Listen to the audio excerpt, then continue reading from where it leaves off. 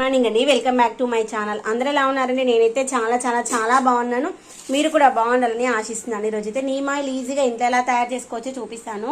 మనం మొన్న బోనాలకి వేప కొమ్మలు అయితే పెట్టుకున్నాం కదా, గుమ్మానికి గేట్లకి. అయితే ఆ యొక్క ఎండిపోయిన తర్వాత వాటిని అయితే తీసేయాలి కదా. తీసేసిన తర్వాత నేనైతే వాటితో ఇప్పుడు నీమ్ ఆయిల్స్ తయారు చేస్తున్నాను. లేదు అంటే వాటిని మనం మొక్కల్లో వేసామనుకుని మొక్కల్లో పెస్ట్ రాకుండా కూడా ఉపయోగపడతాయి. ఇదిగోండి వాటికి వచ్చినటువంటి ఈ యొక్క కొమ్మలు ఉన్నాయి కదా, ఇవి స్టిక్లు చూపిస్తాను ఒక్క నిమిషము. ఈ యొక్క కొమ్మలు కదా, వీటిని కూడా పాడేయకండి.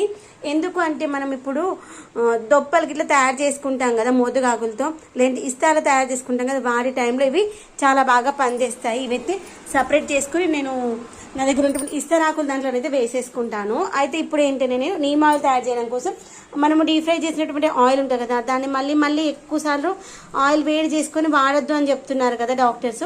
అయితే అదే ఆయిల్ని నేను వేస్ట్గా పాడేయకుండా ఏం చేస్తానంటే మొక్కలకు కావాల్సినటువంటి నీమ్ ఆయిల్ తయారు చేయడం కోసం అయితే పెట్టేసుకుంటాను.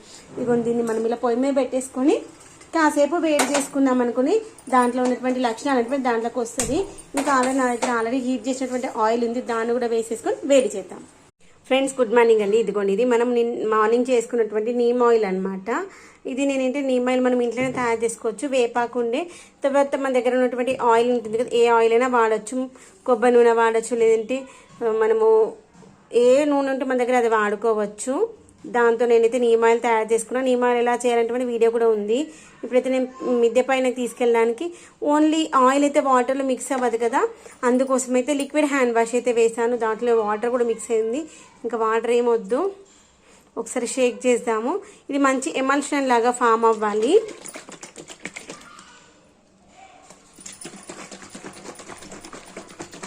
మంచి ట్రాన్స్పరెంట్ ఆయిల్ లాగా ఉండొద్దు.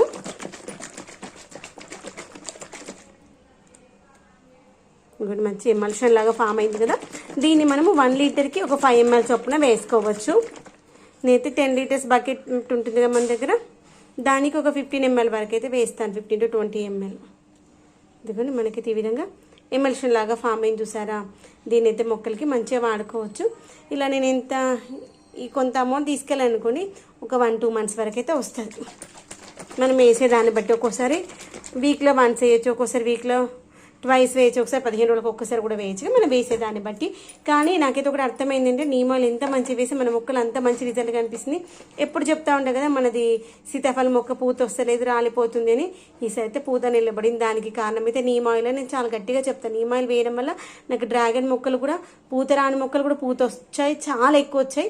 అవి ఎక్కువ ఉండొద్దని కూడా అనుకున్నాను, కొంతవరకే ఉండాలనుకున్నాను. బాగా ఉన్నవి ఎలా వచ్చాయి ఏంటనేది చూపిస్తాను.